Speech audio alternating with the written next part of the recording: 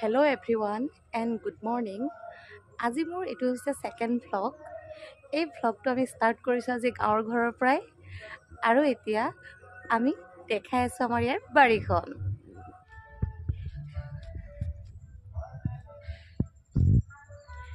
দেহা কি কৰি আছা তুমি? ঠিক আছে বাৰু, তেতিয়াহ'লে আমি এতিয়া যাওঁ। আহা আমি ঘৰত যাওঁ আৰু হৈ গৈছে, পাপা থাকক দিয়া। এয়াই হৈছে আমাৰ ঘৰৰ গৰু দুটা, ইহঁত দুটাকো পথাৰত এৰি দিয়া গৈছে।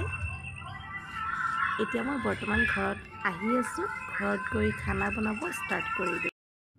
আজিৰ থালিত যিমানবোৰ চব্জি আছে সেই চব্জি গোটেইখিনি আজি আমাৰ বাৰীৰ পৰা ছিঙি অনাই।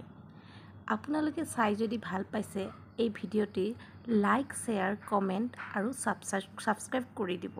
আজিলৈ আহিলোঁ দেই।